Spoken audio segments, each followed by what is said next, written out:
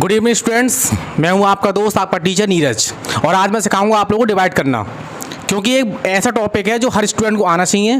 और चाहे कोई भी क्वालिफाइड के कोई भी एग्ज़ाम्स हो या फिर 11th 12th हो, कोई भी क्लासेस हो, उसमें डिवाइड बहुत ज़्यादा इंपॉर्टेंट होते हैं। तो आज मैं सिखाऊंगा आपको कि डिवाइड कैसे करते हैं और इस पर कौन कौन सी कमियाँ जो स्टूडेंट्स कर देते हैं। देखिए स्टूडेंट्स, फॉर एग्जाम्पल सब एक्चुअली क्या है ना, कच्चे से साफ़ किया गया है जी। तो कच्चे के साफ़ करने की वजह से क्या है, ब्लैक बोर्ड थोड़ा गीला हो रहा है, अभी साफ़ होने दो उसे ना। देखो स्टूडेंट्स, आज मैं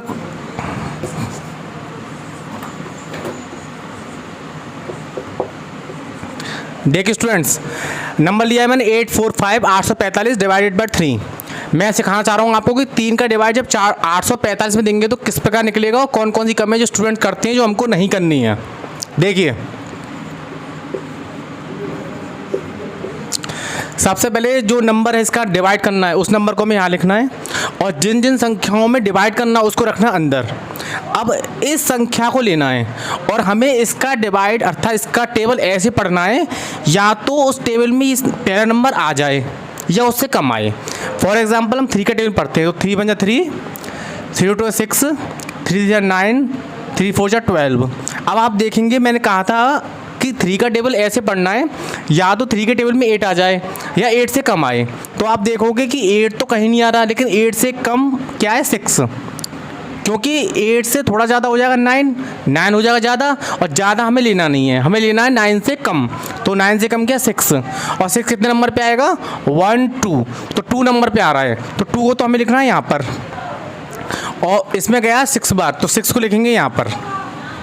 और उसके बाद इनको करना सब्ट्रैक्ट, मतलब 8 में 6 को सब्ट्रैक्ट करना है। और आप जानते हैं 8 में 6 गए तो कितना बचेगा 2, तो 2 को लिखेंगे यहाँ पर। उसके बाद क्या करना है, 8 के तुरंत बाद जो भी नंबर होगा उसको लिखेंगे जस्ट इसके पास में। आप चाहें तो एरो भी कर सकते हैं, क्योंकि मैं अधिकांश स्टूडेंट से कहता हूँ एरो कर लिया को, जिससे मिस्टेक होने की संभावना ना के बराबर हो जाए आपकी, ठीक है। अब ये 3 है, अब 3 का टेबल हमें ऐसे पढ़ना है कि टेबल में या तो 24 आ जाए या 24 से कम आए, तो 3 का टेबल पढ़ना है आपको। तो 3 × 3, 3 × 6, 3 × 3 = 9, 3 × 4 = 12, 3 × 5 = 15, 3 × 3 = 18, 3 × 7 = 21, 3 × 8 = 24, 3 उसके बाद आएगा आपका 27, 3 × 9 = 27, 3 × 10 = 30। अब आप देखेंगे 3 के टेबल में 24 आ रहा है कि नहीं आ रहा। हाँ जी आ रहा है कोई को बच्चों। और कितने नंबर पे आ रहा है जी 1 2 3 4 5 6 7 8 नंबर पे आ रहा है, तो उस 8 को लिखेंगे इस जगह, ठीक है। और 8 नंबर पे कितना 24 आ रहा है, 24 के लिखेंगे इसके जस्ट नीचे इस तरह। और अब हर बार की तरह इससे करना सब्ट्रैक्ट, 4 में से 4 के 0 बचेंगे और 2 में 2 के 0 बचेंगे, ठीक है। अब उसके बाद क्या, 4 के नेक्स्ट नंबर क्या आपका 5 है, तो 5 को एरो करके इसके पास में उतार लेंगे। जैसा कि मैंने आपसे कहा था कि कोई भी नंबर हो उसके पास में ही उतरेगा वो, ठीक है। अब 3 का टेबल हमें ऐसे पढ़ना है कि टेबल में या तो 5 आ जाए या 5 से कम आए। तो आप देखो स्टूडेंट्स, क्या 3 के टेबल में 5 आ रहा है कहीं पर, 3 6 9, दो नहीं आ रहा 5, तो 5 से कम लेना है। तो 5 से कम क्या लेंगे, दो 6 तो ज़्यादा हो जाएगा 3 के टेबल में, लेकिन 3 कम है, मतलब 5 से कम 3 है, और 3 कितने नंबर पे आ रहा है 1 नंबर पे, तो 1 तो लिखेंगे यहाँ पर, और ये बात 3 लिखेंगे यहाँ पर, ठीक है, इसके नीचे। अब इसको हर बार करना सब्ट्रैक्ट, तो 5 में 3 का कितना बचेगा आपका 2। अब आप देखना है कोई नंबर है जो उतारने लायक हो इसमें। अब ऐसा कोई भी नंबर नहीं जो यहाँ पे उतर सके, और ना ही इसका इसमें डिवाइड जाएगा। तो लास्ट में जो भी नंबर बचेगा उसको बोलते हैं रिमाइंडर। रिमाइंडर स्पेलिंग आप नोट कर लीजिए, ये रिमाइंडर स्पेलिंग। शॉर्ट में स्कूल्स में क्या करते हैं, आर फॉर रिमाइंडर केवल आर लिख देते हैं रिमाइंडर शो कराने के लिए, ठीक है। तो इसका अगर कोई तुम आपसे पूछे कि 3 का टेबल 845 में कितनी बार जाएगा, तो आप कह सकते हैं 281। और अगर आपको बिल्कुल एक्यूरेट निकालना है तो करना क्या है, अब लास्ट में जो भी नंबर होगा उसको रखते हैं ऊपर, ठीक है, अंश के रूप में, और डिवाइड करते हुए ये जो नंबर इसका डिवाइड हम कर रहे हैं उसको रखेंगे इसके नीचे, ठीक है। अगर आपसे पूछा जाए कि इसको मिश्रित भिन्न में लिखना है, मिश्रित भिन्न का मतलब होता है मिक्स्ड फ्रैक्शन। अगर आपसे कोई पूछे डिवाइड करना है मिक्स्ड फ्रैक्शन रूप में लिखना है, तो मिक्स्ड फ्रैक्शन में इसका आंसर आएगा 281 2/3, 2 ये वाला रिमाइंडर और 3 आएगा ये वाला। तो एक तो इसका ये आंसर हो जाएगा, ठीक है। और अगर आपसे ये कहा जाए कि इसका दशमलव तक, मतलब पॉइंट में डेसिमल्स तक आंसर निकालना है इस पूरे का। तो उसके आगे प्रक्रिया मैं आपको बताता हूँ। तो देखिए आप देखोगे, यहाँ देखिए आप 3 का डिवाइड हमने दिया, फॉर एग्जांपल ये आ गया 2 यहाँ पर, ठीक है, यहाँ तक तो पूरा गया है जी, तो इसको तो हम रख देंगे यहाँ पर। अब 2 ये वाला यहाँ ले लिया है क्योंकि अब इसका डिवाइड करना है। अब आप देखोगे 3 है बड़ी संख्या और 2 है छोटी, कभी भी डिवाइड में बड़ी संख्या का छोटी संख्या डिवाइड नहीं जाएगा। तो ऐसी स्थिति में हम क्या करेंगे, इस संख्या बनाएंगे बड़ा, और बड़ा बनाने का मैथ में एक ही तरीका 0 लगा के। अगर हम इसके पीछे 0 लगा दें तो आप देखेंगे ये बन जाएगा 20, लेकिन 0 हम ऐसे नहीं लगा सकते। 0 लगाने के लिए हमें पहले यहाँ पर लगाना पड़ेगा डेसिमल, जिसे सोदितनी बोलते हैं दशमलव, और नॉर्मल स्टूडेंट्स की भाषा में बोलते हैं इसको पॉइंट। अब 3 का टेबल ऐसे पढ़ना है कि 20 आ जाए। क्या 3 के टेबल में कहीं 20 आ रहा है? नहीं आ रहा। तो वही नियम बताया मैंने अभी कि ऐसा टेबल पढ़ना 3 का कि 20 से कम आए। तो देखो 20 से कम क्या दिखाई दे रहा है आपको, देखिए 18। अगर हम इसमें 18 ले लेंगे तो 18 ले सकते हैं यहाँ पर, ठीक है। 18 कितने नंबर पे आ रहा है, 1 2 3 4 5 6 नंबर पे आ रहा है, तो 6 लिखेंगे यहाँ पर, ठीक है। और 18 आया वो लिखेंगे यहाँ पर, ठीक है। और हर बार की तरह मैंने आपको बताया था डिवाइड में हमेशा करते सब्ट्रैक्शन, ठीक है। हमेशा ध्यान रखना, ना एडिशन होगा ना मल्टीप्लाई होगा, ओनली सब्ट्रैक्शन, घटाओ। तो 20 में से 18 घटाना तो आसान है, कैरी लेकर ले सकते हैं, लेकिन फिर भी मैं करवा रहा हूँ उन स्टूडेंट्स के लिए जो बिल्कुल सब्ट्रैक्शन करना भी नहीं जानते हैं। तो मैं तुम्हें बता दूं कि कैरी लेकर सब्ट्रैक्ट कैसे करते हैं। अब आप देखेंगे 0 में से 8 नहीं जा सकते, बिकॉज 0 छोटी संख्या, 8 बड़ी है। तो ये इसको देगा एक कैरी, मतलब ये 2 जो है जो बड़ा है वो इसको देगा कैरी। कैरी देने का मतलब होता है कि ये इसमें इसको 1 देगा। 1 देते ही क्या हो जाएगा, ये 0 का 10 बन जाएगा यहाँ पर 10, ठीक है। तो कैरी दी है तो 10 बन गया। अब 10 में जब इसने इसको 1 दिया तो 10 हो गया यहाँ पर। यहाँ किधर रह गए 1, तो 2 थे ना पहले, 1 दे दिया तो यहाँ रह गए 1। अब देखो, अब हमें इससे मतलब नहीं, इससे मतलब ऊपर संख्याओं से 10 में से 8 का कितना बचेगा, 2 बचेगा, 2, ठीक है। अब देखो यहाँ रह गए 1, 1 में से बनेगा कितना बचेगा, 0, वो 0 आ जाएगा यहाँ पर, ठीक है। अब कोई संख्या नहीं जो उसके साथ में उतार सके हम। अब 3 का फिर डिवाइड करना 2 में, और अभी आपको मैं समझाया था कि बड़ी संख्या का छोटी में नहीं जाता, तो इसमें बढ़ाएंगे 0 बड़ा करने के लिए, ठीक है। बड़ा करने से क्या होगा, अब ये 20 बन गया। और अब अभी देखोगे मैंने आपको बोला था कि जब भी 0 लगाए पहला 0 बढ़ाते हैं तो पॉइंट लगाते हैं, लेकिन आगे अगर एक 0 बढ़ा रहे हैं तो दोबारा पॉइंट लगाने की कोई जरूरत नहीं, क्योंकि किसी भी डिजिट में हमेशा पॉइंट अर्थात दशमलव एक ही बार आता है, ठीक है। कभी भी डेसिमल बार बार नहीं आते, केवल पूरे नंबर्स में, चाहे वो 10 डिजिट्स का हो, 12 का हो, 14 हो, अनलिमिटेड कितना भी डिजिट हो, 0 हमेशा पॉइंट हमेशा आएगा एक बार, डेसिमल हमेशा एक बार आएगा, ठीक है। तो आप देखोगे इसका इसमें कितनी बार जा रहा है, वही तरीका है। 20 से कम का 18 है तो 1 2 3 4 5 6 ले लेंगे, यहाँ हो जाएगा 18। अब वही घटाना है, तरीका मैंने आपको बताया था। ये इसको कह देगा तो हो जाएंगे 10 से 8 2 बचेगा, इसने इसको दिया 1 तो 1 में से बन गया 0। अब आप देखेंगे ये संख्या बार बार रिपीट होती रहेगी। 2 पहले 2 बचा था, अब फिर 2 बचा, फिर 2 बचता चला जाएगा। अब आप ऐसे कंडीशन में क्या होता है, तो इसका आंसर बिना कहे हम कह सकते हैं कि लगभग इतना आता रहेगा बार बार, ठीक है। अब इसको कोई आपसे पूछे, हमें लिखना है डेसिमल में, तो इसका आंसर बहुत तरीका सही है बिल्कुल आपका, 281 लिखो, आप पॉइंट लगाओ, पहला डिजिट तो ऐसा का ऐसा रखो, सॉरी, और सेकंड डिजिट है आपका 6, है ना। हमेशा इसको लिखते हैं राउंड ऑफ में। राउंड ऑफ का मतलब होता है कि अगर कोई संख्या यहाँ पर 0 हो, 1 हो, 2 हो, 3 हो, 5 हो, तो इसको लिखेंगे 0 के रूप में। फॉर एग्जाम्पल इसको कम लेंगे, मतलब 0 लेंगे, ठीक है। जैसे मैं आपको बता दूं, जैसे ये 6 है, ठीक है। अब ये 6 है, 6 क्या है, ज़्यादा है, 5 से ज़्यादा है। अगर इनमें से कोई एक हो तो 0 लेना है, अगर 5 हो, 6 हो, 7 हो, 8 हो, 9 हो, इनमें से कोई एक हो तो इसमें एक संख्या ऐड हो जाएगी।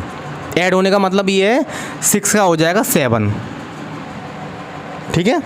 फॉर एग्जाम्पल मैं दोबारा बता रहा हूँ आपको, अगर 6 की जगह यहाँ पे होता 5 तो भी 7 होता, अगर 4 होता तो हम इसको लेते 60, बिकॉज ये संख्या इस डिजिट के अंदर आती है तो 0 लिखना हमें, ठीक है। तो जहाँ तक है मैं मानता हूँ आप समझ चुके होंगे। अगर कोई आपसे पूछे डेसिमल में इसका आंसर बताओ तो इसका आएगा 281.67।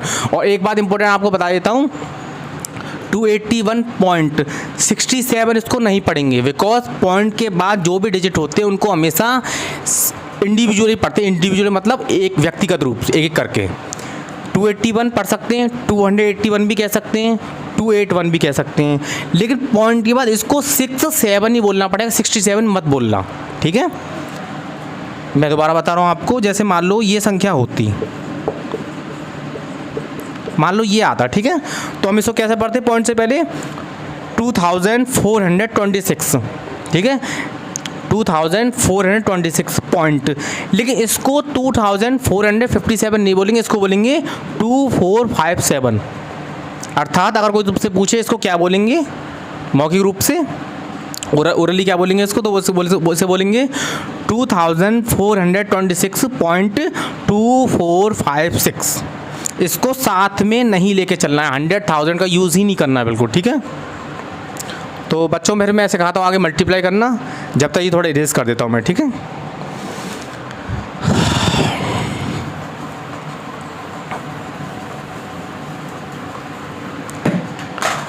और जहाँ तक है मैं मानता हूँ बच्चों आप सीख चुके होगे डिवाइड कैसे करते हैं, 3 डिजिट्स के, 2 डिजिट्स के, 4 के, ऐसे कर लेंगे, ठीक है। अब मैं सिखाता हूँ आपको मल्टीप्लाई करना, ठीक है, कि किसी भी संख्या का मल्टीप्लाई करते कैसे हैं, ठीक है। और मैं आपको एक इन्फॉर्मेशन देता हूँ, मतलब बेसिकली जो आपको पता होनी चाहिए, कि अगर हम डिवाइड कर रहे हैं या मल्टीप्लाई कर रहे हैं तो उसके लिए हमें संख्याओं के टेबल्स आना बहुत ज़रूरी है। क्योंकि अगर हमको टेबल्स आते होंगे तो हम डिवाइड और मल्टीप्लाई बहुत आसानी से कम समय में और बिना किसी गलती कर सकते हैं। और अगर हमको टेबल्स नहीं आते होंगे तो हम उन संख्याओं का मल्टीप्लाई हो चाहे डिवाइड हो, दोनों में गलतियाँ भी कर सकते हैं और वो टाइम भी लगाएंगे और हो सकता है हमारा गलत भी हो, ठीक है। तो मैं आपको सिखाऊंगा मल्टीप्लाई करते कैसे हैं। फॉर एग्जांपल ये है, जहाँ तक 4th या 5th क्लास तक के बच्चे की बता रहा हूँ मैं। मान लो 245 दे रखा है और आपसे कहा जाए इसमें गुणा मल्टीप्लाई करना 3 का, ठीक है।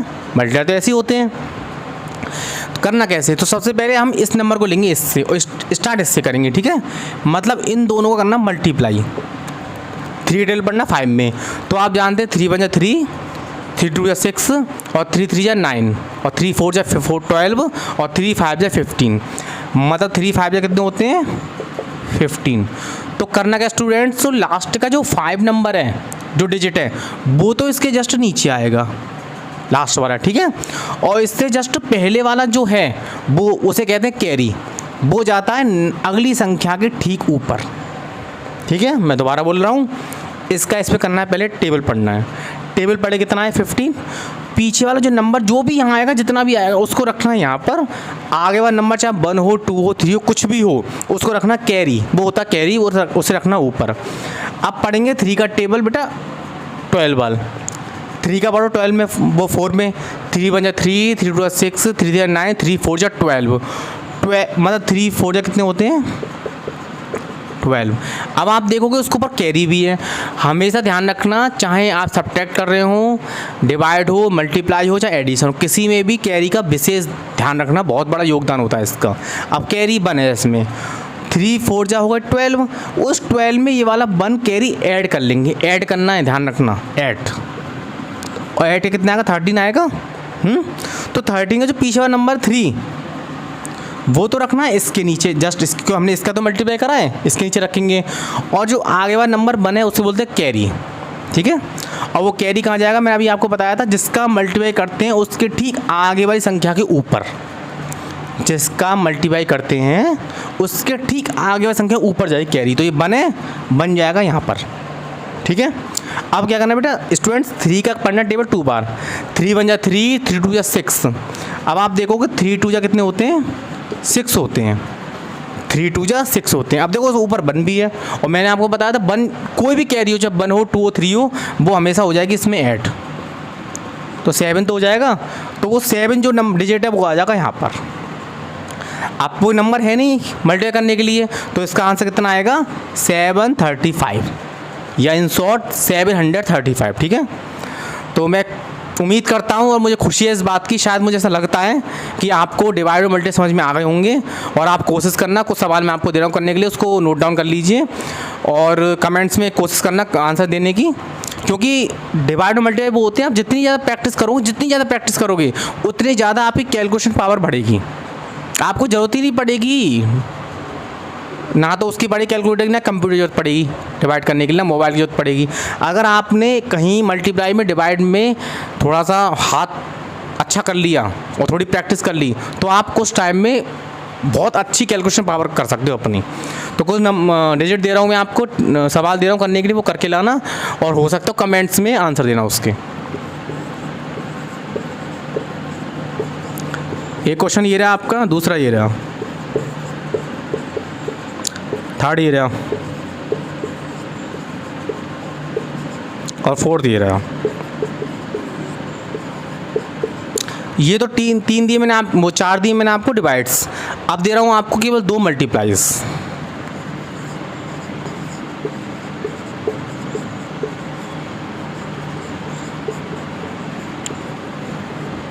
और एक बात ध्यान रखना, जैसा मैंने आपको बताया था, दोबारा रिपीट कर रहा हूँ मैं, अगर आप डिवाइड कर रहे हैं या मल्टीप्लाई कर रहे हैं तो इन संख्याओं का, इन नंबर्स का टेबल आना बहुत ज़रूरी है। ठीक है, टेबल के 2 तरीके होते हैं, या तो आप लर्न कर लो उसको, अगर आप स्टूडेंट्स हो लर्न करना बहुत बेटर है, और अगर आप स्टूडेंट नहीं हो कि प्रैक्टिस कर रहे हो तो आप टेबल बनाना भी सीख सकते हो। ठीक है, टेबल तरीका बहुत अच्छा बनाने का। जब 3 का टेबल बनाना, 3 का ऐसे,